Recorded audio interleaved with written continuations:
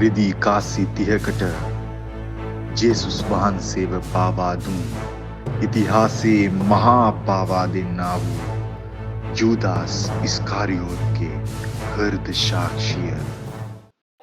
මම ජූදාස් ඉස්කාරියෝත් ගලීලේ මුහුද වෙරළ පුරා අරමුණක් නැතිව ඔහි ඇවිද ගිය මන් අහඹු ලෙස එක්තරා දවසක නාසරතේ ජේසුස්ව මුණ ගැහුණා.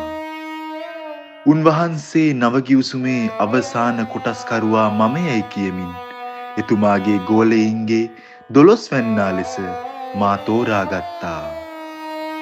කණ්ඩායමේ අවසාන සමාජිකයා මං වුණාට උන්වහන්සේ මුදල් සම්බන්ධයෙන් පාලනය මා වෙතයි පැවරුවේ. අයියෝ, අවසානයේ මගේ නැතිවීමටත් හේතුව ඒකමයි කියලා දැන් මට හිතෙනවා. පාස්කු දිනට පෙරදා රාත්‍රිය මගේ ජීවිතේ කවදාවත්ම අමතක නොවන රාත්‍රියක්. එදා රාත්‍රී භෝජනයට අවශ්‍ය සියල්ල සූදානම් කිරීම වෙනදා මෙන්ම මට පැවරුණා. ඒ සියල්ල සූදානම් කළද අතරැදි මුදල් සියල්ල වැය කළ නිසාම මුදල් පසුම්බිය හිස්වීම මට දරා ගන්න බැරි වුණා.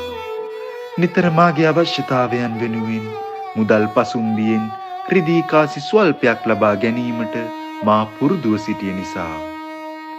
ඒ අතරතුර අන්නාස් නායක පූජකයා ඔහුගේ සේවක මල්කුස් අත මා වෙත පණිවිඩයක් කෙව්වේ හැකි විගස ඔහු හමුවන ලෙසය. රාත්‍රී භෝජනයට ඉතිරිව තිබුණේ හෝරාවකටත් අඩු කාලයක් නිසා මන් ලහි ලහියේ දේව මාලිගාවට ගියා. අන්නාස් නායක පූජකයා සහ කයාපාස් නායක පූජකයාද දේව මාලිගාවේ සිටියා. අන්නාස් නායක පූජකයා මගෙන් ඇසුවේ නාසරතියේ ජේසුස් කොහේ සිටින්නේදැයි කියාය. පාස්කු මංගල්‍යය නිසා එතුමානෝ ජෙරුසලමට පැමිණි ඇති බවත් එදින රාත්‍රියේ බොහෝ විට උන්වහන්සේ ගෙත්සෙමනි උයනට යන බව මා ඔවුනට පැවසූවා. නාසරතියේ ජේසු අපේ ඒවායන්ට පෙන්විය හැකිද කියා ඔවුන් මගෙන් ඇසුවා. සැකයක් ඇති වූ නමුත් රිදී කාසි 30 දෙන බවට වූ පොරොන්දුව නිසා මුදලට තිබුණු කෑදරකමට මම කැමති වුණා. කුමක් සඳහා උන්වහන්සේව සොයන්නේයි දැයි මා ඇසූ විට ප්‍රශ්න කීපයක් අසන්නයි අන්නාස් නායක පූජකයා පිළිතුරු දුන්නා. එදින රාත්‍රියේදී උයනේ දොරටු අසලට හේවායින් පැමිණ පසුව ඔවුන් සමග උයනට ඇතුළු වී ඉදිරියට ගොස් මා සිප වැළඳ ගන්නා තැනැත්තා උන්වහන්සේ බවට සලකුණක් ඔවුනට දී මා එතැනින් නික්මුණා. නැවත පෙරලා ආපසු සියල්ලෝම රාත්‍රී භෝජනයට සූදානම්ව සිටියා. උන්වහන්සේ මා මිත්‍රයන් නමතමින් අද රාත්‍රියේදී ඔබ අතරින් කෙනෙකු මා නායක පූජකයන්ට පාවා දෙන බව කීවා. ඒ වචනවලින් මා තිගැස්සී ගියා. පේදුරු, ජාකෝබ්, ඇන්ඩ්‍රු කුතුහලයෙන් ඒ මම දැයි උන්වහන්සේගෙන් විමසුවා. උන්වහන්සේ කිසිවෙක් උත්තර නොදී එකවරම මා අසලට පැමිණ මා දෑත් සෝදන අතරතුර පැවසූවේ මා ආ එකම බඳුනේ අත සෝදන්නේ ඒ ඔහු යයි කීවා.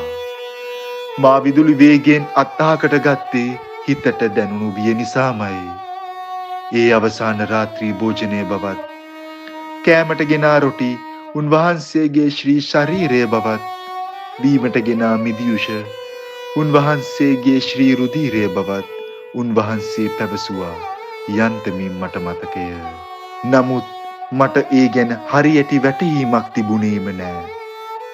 භෝජනයෙන් පස්සේ උන්වහන්සේ ගෙත්සෙමනි උයනට පිටත් වුණා. මමත් සියල්ලන්ටම හොරා එතැනට ලං වෙනකොටත් සුළු කාලයක් ගත වුණා. මධ්‍යම රාත්‍රිය ගෙවෙන පැයට ආසන්නව පන්දම් පත්තු කරගෙන අපි උයනට ඇතුල් වුණා. කෙමෙන් කෙමෙන් අපි එතුමාට ලං වුණා.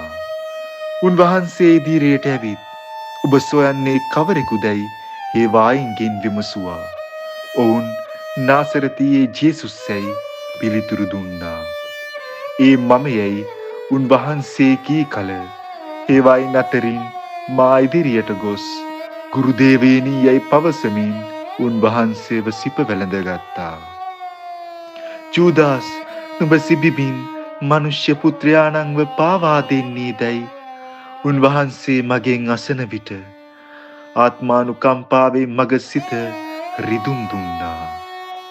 අනේ මම කළ පාපයක තරම දැන් මම ප්‍රමාද වැඩීනේ කියලා සත්තකින්ම මට සිතුණා. පේදුරු අතරදි කඩුවෙන් මල්කුස්ගේ දකුණු කන කපා දැමුවේ එතුමා කන් පෙත්තගෙන මල්කුස්ගේ කන සුව කළේත් තප්පර කිහිපයක් තුලයි. ත්‍රාසජනක අවස්ථාවකට මුහුණ පෑමා කිසිවක් හරියට තේරුම් ගන්න නොහැකිව අසරණ වුණා. උන්වහන්සේ පේදුරුට අණ කළා කඩුව කොපුවේ දමා ගන්න. අවිගත්තු අවියෙන්ම නැසෙන බව උන්වහන්සේ පැවසුවේ තරවටු කරන ආකාරයෙන්.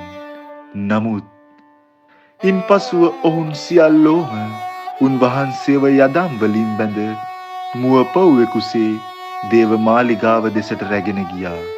මමත් ඔවුන් සමව දේව මාලිගාව දෙසට ගමන් ගත්තා. පාස්කුව දිනය ලං වූ නිසාම හිමිදිරි පාන්දර ජෙරුසලෙම් නගරය පුරා සෙනග ගැවසුණා. මානායක පූජකයන් වෙත ගොස් ජේසුතුමන් වෙලෙස රැගෙන ගියේ ඇයි දැයි විමසුවා. කොක් හඬලා සිනහසෙමින් ඔවුන් රිදී කාසි මල්ල මා වෙත දිගු කළා. විශ්වාස කරන්න රිදී කාසිය උනට දී මට උඹලගේ රිදී කාසිය එපා උන්වහන්සේ අතෑරපන් කියා මම මොර දුන්නා. උන් නැවතත් මට සමච්චලයට සිනහවප්පා රිදී කාසි මා වෙත විසිකර උඹේ ගනුදෙනුව අවසන් යයි මා පන්නා දැම්මා. පිලාත් ආණ්ඩුකාරවරයාගේ මාලිගයට හෙරෝද් රජුගේ මාලිගයට මමත් ගියා. ජුදා හේවායෝ උන්වහන්සේට කස පහරින් තලනකොට උන්වහන්සේගේ මුහුණට කෙල ගහනකොට ඇඟට මල මූත්‍රා කරනකොට කටුවලින් ඔටුන්නක් තනා ඔළුවට සවි කරනකොට ලේ වැහැරෙන සිරුරට රතු ජගලාත්තුවක් පොරවලා ජනතාව ඉදිරියට රැගෙන එනකොට කුරුසියක් කර ගහගෙන ඉදිරියට එනකොට ඔබ විශ්වාස කරන්න මමත් කෑ ගහලා ඇඬුවා. රිදී කාසි වලට ගිජු වෙලා මම නේදුන් වහන්සේව පාවලා දුන්නේ කියලා මගේ හිත මටම දොස් නැගුවා. උන්වහන්සේ මෙලෙස දුක් විඳිනවා දකින මම නේද මහා පව්කාරයා කියලා මම වේදනාවෙන් හඬා වැටුණා. උන්වහන්සේ කුරුසියේ එල්ලිලා මැරෙනවා දකින්න මට ශක්තියක් තිබුණේ නැහැ. සාතාන්ගේ අවතාරය මගේ හිස වටේ කැරකෙන්න ගත්තා. කඹයක්. ඔව් කඹයක් මගේ ඇස්මානියේ පෙනී නොපෙනී ගියා. මරණය. ඔව් මරණය.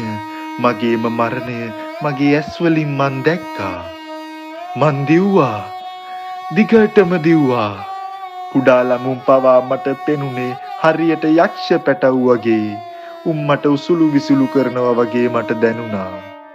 කල්වාරි කන්ද පෙනෙන නොපෙනෙන මානියේ පාළු මිටියාවතක තිබුණ කේඩැරි වී ගිය විසල් ගසක් අසල මන් නතර වුණා.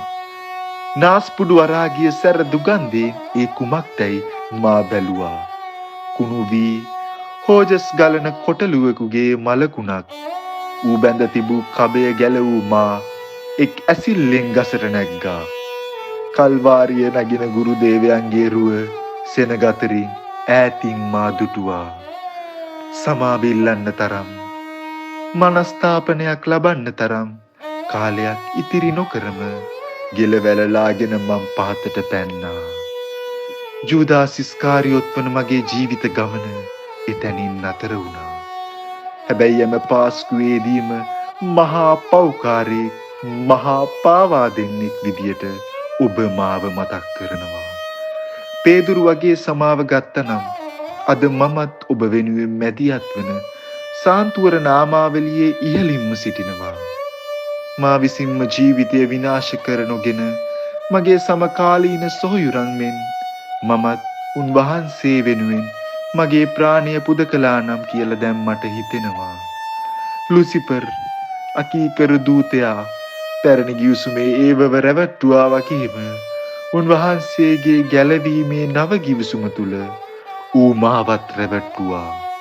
මනස්ථාපනය වෙනුවට මං තෝරගත්තේ මරණය. ඒක ගැලවීම නෙමෙයි කියලා තේරුම් ගන්න මං දැන් ප්‍රමාද වැඩි. එදා උන්වහන්සේ පසුපස්සේම ගිහින් සිරේනියේ සීමෝන්ට කලියෙන් කුරුසෙට කර තිබ්බනම් කුරුසගස පාමුල වැඳ වැටිලා කළ වරදට සමාව ඉල්ලුවනම් උන්වහන්සේ අනිවාර්යයෙන්ම මට සමාව දීලා මට ගන්න බැරි වුණු සමාව එදා උන්වහන්සේ ජුදා හේවායින්ටත් දුන්නා. වම් පැත්තේ කුරුසේ හිටපු හොරාටත් දුන්නා. මම ප්‍රමාද වුණාට ඔබ ප්‍රමාද නොවී උන්වහන්සේගෙන් සමාව අයදින්න. එතුමා ඔබට නොදී ඉඳීවිද සමාව. ඔබම සිතා බලන්න. මං ඉතිහාසයේ මහා පාවා දෙන්නා ජූදාස් ඉස්කාරියෝත්.